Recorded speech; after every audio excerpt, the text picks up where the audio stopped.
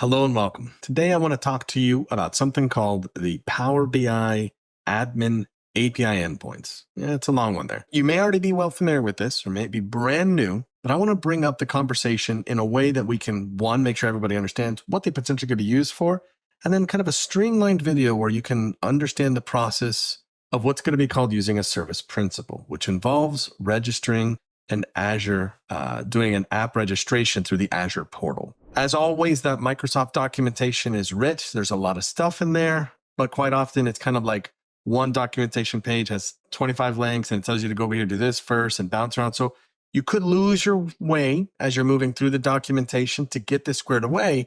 So I just kind of wanted to put something together so you can, once again, know what the API endpoints are all about, and then how you could take advantage of using a service principal to wrap that into some sort of process to get data from whatever endpoint you're interested in. That's the goal and the focus. Hopefully you have a better understanding of these admin API endpoints at the end of it. Let's go ahead and get started by diving right in to the documentation. Just here, browser of choice, I've literally searched Power BI admin API endpoints. You'll be able to get here. You can see it's just on the screen. This is the overview page. Now, to take note on the left-hand side, there's a ton of endpoints. This is the main API endpoint page, but I'm most interested in the admin section, which you can see is when you expand this. But right here in the main overview page, it hits on a couple of key topics I want to bring out in front of us.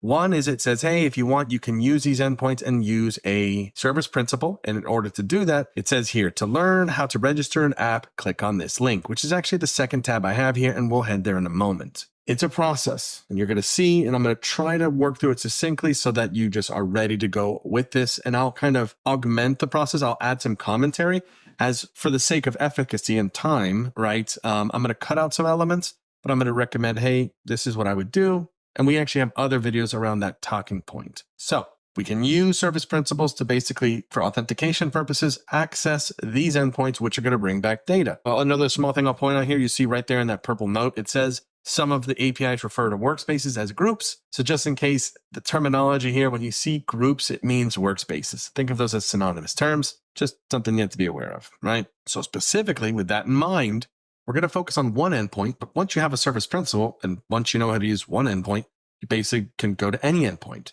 Naturally, I'm showing you this documentation because different endpoints are going to have potentially different additional parameters you can invoke. So let's hone in on one. If we scroll down onto this list of groups, there's one here that says get groups as admin. If I click on that, it brings me to this page and it says the purpose of this is to just get you a list of your workspaces. That's what we want to do. I want to get a full list of my workspaces. So already you can kind of understand what this is going to do for us. These endpoints, these admin endpoints specifically, they're going to work at a tenant level, right? If you go and like maybe minimize this, you see admins here. If you see there's a whole section for groups and I can get my groups. The thing is, this uses credentials and it gives you the list of workspaces that that credential has access to. So it's not administrative, it's not tenant level. That's the main difference here. The admin ones, we're talking about the tenant level, which is going to come into play when we think about permissions and access. So this one here, get groups as admin, gets us an entire list of all the workspaces from our organization. Awesome. And once again, it reminds us, hey, you can use your own credentials, but you can also leverage a service principal. Notice it says the user must be a Fabric admin or authenticate using a service principal that has the correct delegated permissions. Keep that in mind. Remember that. It's going to come into play later on. So some helpful things that we could revert to here once we go through this process of registering an app. You can see it tells us that it's going to need this whole tenant read all, tenant read write. So it's read all, read write all. We need to grant that. So once again, we'll mentally note that, but we're going to leave this tab open as a reminder. And it just walks you through. And the nice part is in this documentation, you can test this out. Like I said, you can see it walks you through. It explains, hey, this is the base URL. You have to use the top parameter. So it explains it here. It's required. It's the only one that's required. And it's a maximum of 5,000. If you exceed 5,000 workspaces, I mean, that's a pretty large amount of workspaces, but maybe that's the case. You would have to go through a process of like pagination to get to the next 5,000. But that is one thing that is required here. So you can see it. That's why it's demonstrated in this URL, but it's nice because it has a little try it button. You can click on this. It just asks you to authenticate. I think mine acts a little funky because I have a multi-tenant scenario going on here. So let me just go ahead and once you get connected there, I want to get connected to Pragmatic Works. You can see the endpoint is in there. Here's that top number. And let's say I just do top 1,000, right? Remember 5,000 is the limit. You literally can hit run. It's just an example of it's running this endpoint call with my credentials at the moment using what's called a bearer token, which this is a route you can take, but we're going to use a service principal instead. You can see it's just returning a very simple array of information that says, hey, here's the name of this workspace.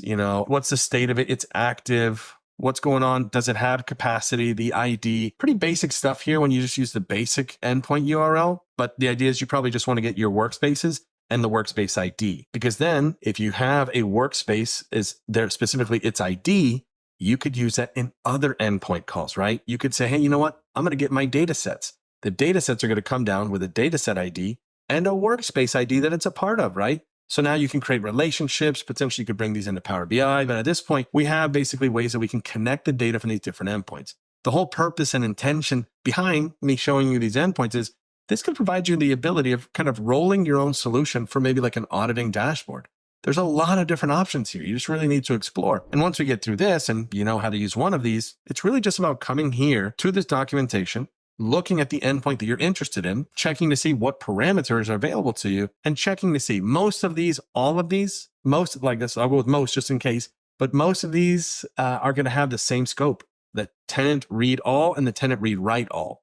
We're going to grant that so that service principal can use any of these. Like I said, it's just about familiarizing yourself with the endpoint itself and what parameters are available to you. Notice there's more. We won't get into all of these, but you can expand the returned information to also get the amount of reports, like details around the reports in that workspace, the dashboards in the data sets, the data flows. Obviously, with this endpoint, as you start expanding that, it would make this become significantly larger as far as the amount of data is being returned. So you could do that. You could take that approach, or like I said, there is an endpoint to just get all your data sets, which will have a workspace ID with that. So then very easy to create a relationship or merge that together, right? They have a kind of a one-to-many in that regard if you follow that path. This will be the endpoint we focus on. You can see this is a nice, quick little way to test it out. But the purpose is, once again, to register an application. And this was that tab I talked about, like right away in the overview. It says, hey, if you don't know how to register an app, follow this. And it's here. It's a little involved, but I feel like it's just missing some key parts. It doesn't go all the way as well. It doesn't give you the full extent of it. You'd have to continue going through this. And that's why I'm here with you today. I want to show you how to create this. I'm going to show you exactly where to go to add the correct permissions to take advantage of this API endpoint and technically any of the admin API endpoints. So you'll be set with the app. Then it's just all you need to do from that point is check in and explore what things you want to kind of lean on, right? And these are some of those topics, right? This is the type of a conversation that we have in things like our virtual mentoring sessions and our quick start sessions. These are things that maybe you don't know. You've been working with Power BI for a while, but these are kind of potential administrative solutions that you've been wishing to incorporate, that you'd like to do. This will get you started in that right direction, right? These are some of those things that we try to kind of implement with organizations that might be kind of kicking off, starting for fresh. It's a great thing for them. But you may be, like I said, you've been around for a bit working on this, and this is just new to you. So let me get you started. Let's get that application in Azure registered and ready to go. And then I'll show you through a means of using PowerShell. That's just the method that I've opted to showcase in this call. But once you have a service principal, there are other ways that you can leverage that for authentication. It's really just kind of your decision and choice. I'll be doing a PowerShell script. I'll share that script with you. It is going to be kind of predefined for this endpoint. You will need to kind of change, obviously, some of the IDs and the secrets and stuff like that, because that'll be specific to me. Item that I'll provide you is going to be blank, but I'll indicate what you would need to make sure you're updating. And in this video, of course, through editing, we're going to obfuscate some of those key numbers for us so that's not available to you. So you won't see my IDs, my clients, my secrets, all that stuff as you would expect. But I'll make sure to kind of indicate, what you need to be copying and stuff like that. So yes, the documentation's here, but why don't you just join me? Let's do it together. And to start off this journey, we'll keep these tabs here in case we want to back reference it. We need to go to the Azure portal. That's where it kind of starts right here, sign into Azure portal. So that's what we're going to do. If you want to click that link, you can. All you have to do is go to portal.azure.com and log in. Naturally, you do need to have the permissions to be able to actually create a new app registration. So there is some requirements on that front. To find this, if you're unfamiliar with Azure, you can see I have this in my favorites here on the left, but you can, of course, just type in right here at the top, app registration, and it's right there. So any which way, this is where we need to go, and that's where we will start. You can see I have a couple of owned applications here, but we're going to create a brand new one, started from scratch, and I'm going to hit new registration. This part is actually extremely simple. We simply just need to specify two things. We just need to give it a forward-facing name. So I'm going to go ahead and just call this Power BI, and I'm going to just put in here ODL for on-demand learning, right? So this is where we have additional training out there. But I'll put Power BI on-demand learning, ODL for me. I am going to stick to the initial option here at the top. What applications, like what APIs is this going to work with? And it's going to work with the ones available within the pragmatic works tenant, a single tenant scenario. There's more complicated things if you do operate in a multi-tenant scenario. We won't be covering that in this video, but like I said, it is there as a choice. And with this, you're done. This allows us to register the actual application, but we haven't given it any permissions, so it kind of is not really doing anything right now, but that's the next piece of the puzzle, right? There's some pertinent details and information that we will have to use in the actual PowerShell script once that part arrives. The application ID we'll have to take advantage of. You'll notice there's a tenant ID. I said you may not actually see mine because of the obfuscation, but you'll see it there. There's a nice little button here at the back end that lets you copy it. That'll come into play later. So the first thing we're going to do to leverage this, because there are actually choices here, we're going to actually create what's called a client secret, right? This will kind of serve as a form of authentication. On the left-hand side, you'll see that there is a certificates and secret section. So you could go the certificates route if you do have that, where you have like a trusted signed certificate. You could go that direction. Here, we're just going to do a classic secret. This literally is an auto-generated number. You will only see this. And it even tells us here, right?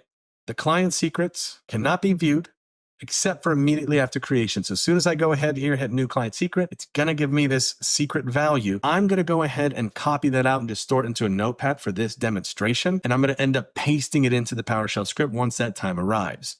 But full transparency, the proper way that you should be handling this, because you don't want to be storing and copying and pasting these secrets in, because this is basically the password, if you will, in plain text, right? So the common solution here is going to be Azure Key Vault. We have quite a few videos on Key Vault. We have quite a few things on on-demand learning on Key Vault. But normally I would take this key, right, that we're about to get, this secret, I would put it inside of Key Vault itself. And through the means of authentication, right, we could use this service principal as well. We would make a call in the PowerShell script, reach out to Key Vault, authenticate, and have it basically pass that secret value through for us, never actually putting it anywhere in plain text. That would be the preferred route, but obviously that goes an entire another path, making sure you're teaching you Key Vault, going through the process. So we want to keep this somewhat shorter. No, it's not going to be, but just check it out. There is a lot of stuff out there on Key Vault. That's something I would, in the formal process, incorporate here. But I'm going to go ahead and hit new client secret. You're going to see it just tells me to give it a name. I'm just going to say this is my audit. You may have multiple secrets, maybe for different types of usage. And I'm just going to leave the default to expire within 6 months and hit add. So there it is. You can see this is the value option. I can see it now, but as soon as you kind of switch away from this and go away, that's gone. You will never be able to see this again. So if you do lose it, that's a sad thing. You will have to basically just recreate another one and take advantage of that. So I've gone ahead and I'm copying it over here. I said, we're going to blank this out so you can't see ours. This is probably going to get deleted anyways. But that's step one. We created a secret. Step two, I guess technically that's step two, because step one was registering the app. Step two, getting the secrets, storing that for the moment. Now, step three is the piece that we talked about, which is scopes, right? If we return back to the documentation, it says, hey, for this, if you're going to use a service principal, you need to give that principal this tenant.read.all and tenant-read-write.all. Those permissions need to be granted. And it does say via standard delegation, right? So what does that mean entirely? Well, it translates over here into the API permissions section. So if I click on API permissions, generally there's some default item that's in here. What I'm going to do is I'm just going to get rid of it. You can see it has some default access to Microsoft Graph, the user.read permissions. I'm just going to remove that. It doesn't really have any impact here, but let's just start it from scratch, blank. And what we need to do is simply hit add permissions. Now remember, it told us delegate, and you're going to see where that's going to come into play. I'm going to look for Power BI. Right here, down a little bit, there's Power BI. Notice it says delegated and application permissions, right? Specifically, we've been told that we need to use a delegated app. Your application needs to access APIs as the signed-in user. Application permissions basically runs in the background service with a signed-in user. This one actually will not work. If you look, actually, application only has tenant. This looks like what we want, but it's application permission. It told us delegated. So if you look at delegated, you can just search at the top, but if you scroll down, there's a section here for tenants. I just need to select both of these because that is what was indicated, and we'll hit add. And they will appear here. There's a little bit extra. This is bound in permissions, but it says, hey, these are pretty high level access, right? Because these are admin tenant level access you're giving this. We need someone who has administrative permissions within the tenant to basically approve this. I happen to have that access myself, so I can actually go ahead and just simply grant this. If not, this will be something you'll need to orchestrate with your IT department. But you can see I got my nice little green check marks. So this now has been granted access to leverage with the Power BI service. It has the tenant read, write all permissions, right? So we think, okay, and we're done, right? We've got everything we need. This is where, once again, you could get mired in the documentation. There's actually one more thing that needs to be accomplished here. And that is that we actually have to go to the Power BI service. This requires us to have Power BI or Fabric admin role, the security role, because we need to access the tenant settings to actually assign, and this is going to be kind of a two-part process here, but we need to assign a security group. We haven't done that yet at all. You'll see why. We need to assign a security group that this app, the service principal for this app, is a member of. That's the final piece here. And sometimes I find that it's kind of tucked away. Let's go look in the Power BI service at the tenant settings themselves so you can see this, right? I'm going to go over, I'm just going to leave this on the overview. We're going to need to copy some things out of this in a little bit, but I'm going to go over to the Power BI portal and I'm going to go right into the tenant settings, right? So this will be found in the settings wheel, admin portal. So you need that Fabric admin role, but I'm right here. There's usually a little search bar in the upper right corner. Mine's kind of disappeared. So I'm just going to use a browser search feature and just do API. And if we go down a little bit, there's quite a few under the section here that's called admin API settings. There's actually something here too for developer relating to the Fabric APIs. We're not really focusing on it in this class, but just know that what we're about to do here, if you want to use the Fabric APIs, you have to do the same. But if we look right here, this is the item in question. Service principals can access read-only admin APIs. This is what we're interested in. Notice it is enabled from me, but actually that's not even sufficient. You actually have to explicitly state, once again, a security group that will give access to being able to leverage this, right? So you'll see we have in this scenario within the Pragmatic Works tenant, I have two security groups that currently have access. So for me, that's going to kind of streamline the process because all I need to do is locate that security group, Power BI auditing, and I need to add the newly registered app that we just created. I simply need to add that service principal to that security group. And then because it already has been assigned here, right? For you, if you maybe are following along and you don't have any security groups here, that would be an extra step. You would just need to create a security group. We'll see that. That'll be adjacent to where we're about to go in a moment. You'd have to create that first and then add the service principal as a member. So we're going to see the adding as a member right now. Let's go ahead and find our Power BI auditing security group. For this, I'm going to head back over to the Azure portal. There is a section, I do have it in my favorites, called Microsoft Entra ID. If you search Entra ID up here, you can get there as well. And on the left-hand side, we're talking about groups. So once again, I have one. Power BI auditing was there, but you would simply go in here and create a new group with whatever respective permissions. This might be a group that's used for other stuff. Name it, apply it, give any extras you need. Our group here, if you look here real fast, mine's Power BI auditing. It's just a security group. It's super basic. We really haven't added anything at all. I don't think there's anything even under roles and administrator other than what's defaults. We haven't done anything here. All I need to do, because we need to wrap our service principal into effectively just this container, because we can't specify service principal or specific users. You have to use security groups for that tenant setting. I just need to go to members. That's it, right? And here, this is a different service principal, but I can add it just by hitting add. If you remember, ours was called Power BI ODL. So there it is. I simply check mark it and hit select, and it's now in this list. I usually refresh this just to make sure it's showing up. There it is, right? So I've now added that registered application. I used its service principal, added it as a member to this security group, which for me was already associated with that tenant setting. But at this point, if you haven't done that, if you're just creating the security group, you would literally come over here and just type it out and add it right here and hit apply. That would be possibly the only thing that's different here, right? I mean, technically, I can do it right now. And it's gone, Power BI, and it's back. That's what you would do. So that's there, and it's set. And that will officially wrap up the information and contents around what we need to do for registering the app and getting it set with a security group, and then establishing that security group to have access to this tenant setting. Oof. I know that was quite a bit. All of that is in that documentation, but I just wanted to go straight. You follow this and you're going to have an app that you can now leverage for any of those admin endpoints. So now, how can I leverage it? Once again, there are different options. I'm going to be using a PowerShell script, which once again will provide for you, but you're going to need to adjust certain elements. So let me go ahead and bring back our app. So I need to go back over here to my registered apps. I'm going to locate the one we just had, because remember I mentioned we need to copy some details out of that. So I'm just going to go find that ODL. I'm going to stay on this main page, and I am going to go ahead, and the things we need are our client ID, our tenant ID, and that client secret value from before. Remember that if you didn't get it before, unfortunately it's gone. You'd have to create a new one. But I'm going to go ahead and grab this information, and I'm going to show you this PowerShell script momentarily. So grab me one moment. Let me make sure. There we go. Now I'm going to bring this over onto the screen. Now what I'm going to do is I'm actually going to bring up PowerShell here. I'm going to use PowerShell ISE. So this is available on any Windows machine. I'm going to run this as an administrator. So you will need to do that. I'm bringing it over right here. And this is the PowerShell script. Once again, you're going to have access to this, but it will not have at the very top. These are our variables. Those variable values, tenant ID, client secret, those will be blanked out for you. So you need to populate that with exactly what I just described.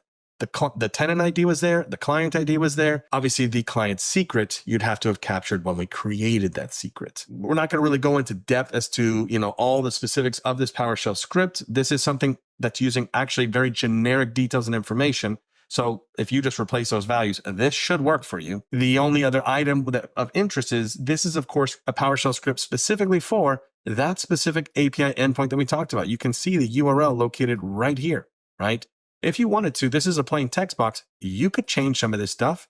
Maybe if you didn't want to do top 1000, you just say, I only need 10 workspaces or something, right? So feel free to make those adjustments, because don't forget, there's other parameters that you could kind of extend in this. Actually, extend was one of the parameters available to you. For now, just give me a list of my workspaces using this service principal, capping it at 1,000. I just know this because I think we have 746 workspaces. We're going to find out in a moment, because there's some additional code in this that kind of visualizes this for you. At the end of the day as well, you'll see at the very bottom, another thing that you could manipulate is this line for output file. I've simply decided to output this to a CSV. It's going directly into my C drive. It's just going to give a CSV. Super basic. If you'd like to update this, feel free, go right ahead. This is just how we're going to show it here in the video. So got this code. I input the right information. Like I said, I know you can't see all my tenant IDs, client IDs, and secrets. That's okay. It's meant to be blocked off for us. But yours is already in there. And then we run this. It kind of gives a little notification of what we're using to log in as. You see it shows my client ID for the app. There's a little dialog that says 747. Looks like somebody created a workspace in the time I've been talking. And it said it exported it out to a CSV. So if I head over here, just go to my C drive, we're going to see, sure enough, there's a CSV right there. I go ahead and open this. I would open it up on my other screen. And like I said, this one, we didn't really take advantage of the additional features, but it basically, it just has our workspace ID, a flag, a Boolean column, true or false. Is it read only? Is it on dedicated capacity? If there is any capacity migration status, what is it, a workspace or not? Obviously, this is a workspace or the group endpoint, so it's all workspace. This probably is going to be there because if you decide to maybe append or consolidate tables together, maybe you want to just have a table that has a list of workspaces, data sets, all that stuff, so you can differentiate the different types. But this is going to be workspace down the board, and then the name of the workspace, right? So one endpoint, one detail, and this could be extended even further. This is how you can go through. This is all 747 in mine. If I wanted to, I could tap into the data set and get all the data sets. And there's ways that we can write out this code to say, hey, I've got my list of workspace IDs. Go ahead and let's create a loop and grab the first workspace ID and just give me the data sets for that one, and then loop through the second one and give me that. So there are ways to create like looping mechanisms and take advantage of this kind of from a design. So hopefully that seemed pretty cool, right? Hopefully you've got that all set. Everything's followed along. You can leave any comments around if you had any issues. I can try to assist. Naturally, overall, this definitely has quite a bit on the elevated permission side. You have to have the access to register the actual application. And because of the actual API permissions that we're granting, we do need to grant that admin consent. Not only that, we had to go over to the actual Power BI portal into the tenant settings. So you got to have the Fabric admin role, and we got to basically set the security group that the service principal was a part of. So a lot. And all of that is in the documentation. You're just going to find yourself winding to various different links and pages. So I just wanted to kind of narrow you down. And I know it was a bit, but trust me, I try to make it as direct as possible. Now you can take advantage of any of these endpoints, groups, dashboards, data sets, capacity stuff. This is what's going to give you that foundation to roll your own auditing solution. Like I said, this is something we try to teach in our virtual mentoring sessions. Whenever we have someone start a quick start events where we kind of help them build, like start up like a Power BI platform from the ground up, we get them going, trying to set them their stage for best practices, workspace naming conventions, like permissions, best practices, auditing solutions is part of that. So this is something we try to teach here whenever we do any of those styles of engagements. So of course, I hope you enjoyed. And if you've been tapping into service principles, or if you've just been utilizing any of these endpoints, I'd love to hear about it. Maybe just post something in the comments on something you've leveraged one of these endpoints for. That only helps out the community. We get to share ideas and take advantage of that, so we can just grow, right? Grow our Power BI adoption, really feel comfortable in what we have access to viewing and seeing to make sure things are going the way we want them to go. So yeah, I hope you enjoy. And as always, I'll see you in the next one.